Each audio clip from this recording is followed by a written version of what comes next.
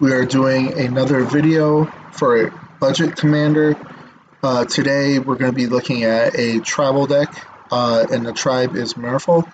So let's begin with the commander. The commander is Kumena, Tyrant of Orzaka. She has three great built-in abilities that are required for you to tap your Merfolk. If you tap one Merfolk, she is unblockable. If you tap 3, you can draw a card, and if you tap 5, you put a 1/1 counter on each Merfolk. As far as the creature base, we're running all of the Merfolk Lords. So we have Lord of Atlantis, we have Voldarian Hierarcher, we have Merfolk Mistbinder, we have Master of the Pearl Trident, and we also have Marrow Rogeri. And I like this card a lot because not only is it a lord, but whenever you cast a Merfolk spell, you can either tap a permanent or untap a permanent. So you could either tap down a creature, or you could tap down an opponent's land, or whatever you may choose. The rest of the creatures have their own abilities. We play Hero of the Secret Streams, just because creatures that already have 1/1 counters on them cannot be blocked. We play the Sovereign, which is, I forgot to mention, was another Merfolk Lord. We play Stony Brook Banneret to make our spells cheaper. And the last card I will go over is Sylvan of the Sea and Sky. So it has indestructible as long as you control 2 other Merfolk. Whenever it attacks, you draw a card, and then all your other Merfolk have Ward 1. For sorceries, we have several ramp spells. We have Cultivate, Harvest Season, Kadama's Reach, and Rampant Growth. We also play a few sorcery removal, and for our mass removal, we play Curse of the Swine, which you can exile X target creatures for 2 blue and X, where each creature exiled this way they make a 2/2 green boar creature token.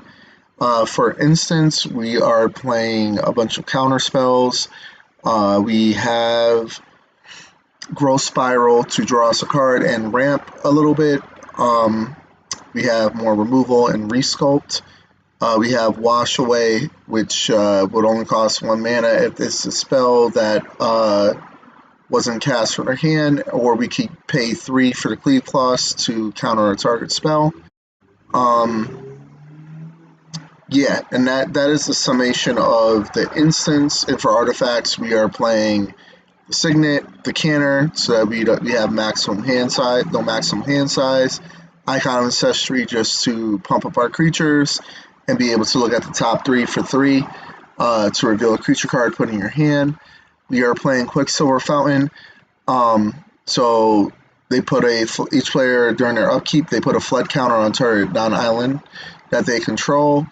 And it's an island as long as it has a flood counter, and then at the end of the turn, if all lands in play are islands, remove all counters from them, which is probably never going to happen. We play the Soul Ring and the Talisman of Curiosity. For enchantments, we're playing Deep Root Waters. So whenever you cast a Merfolk spell, you make another Merfolk with Hexproof, a token creature. We are playing Hadana's Clash. So at the beginning of combat on your turn, you put a 1/1 counter on a creature, and if that creature has 3 or more counters on it, you transform it, and then it becomes this. Becomes a legendary land that adds 1 color of any mana to your mana pool, and for 3 mana, you can make a creature get your creature gain flying, and it gets XX, where X is its power. We play Marrow Commerce.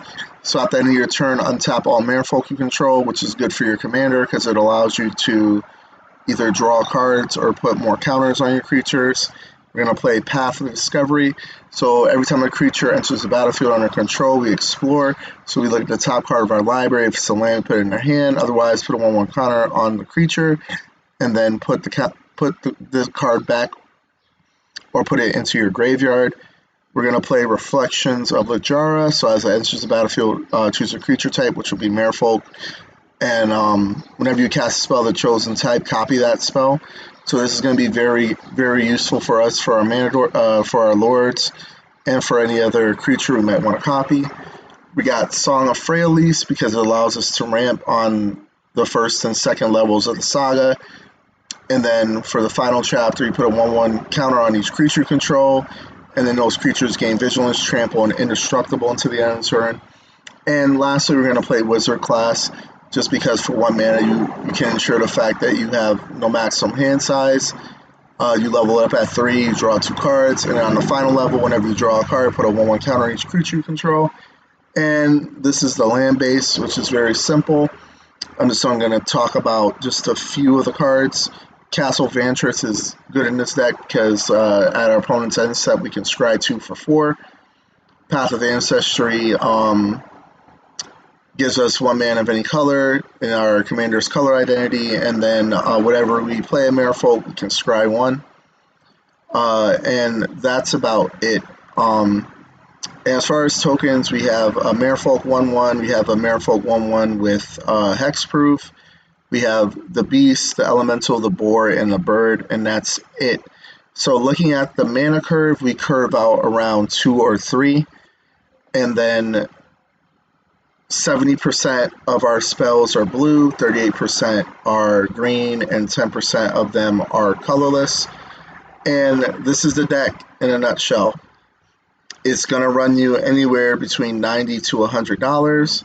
It's pretty cheap, and it looks like it's cheap on Moto as well for less than 5 tickets. So if you already have most of this deck, it's going to be dirt cheap for you to build.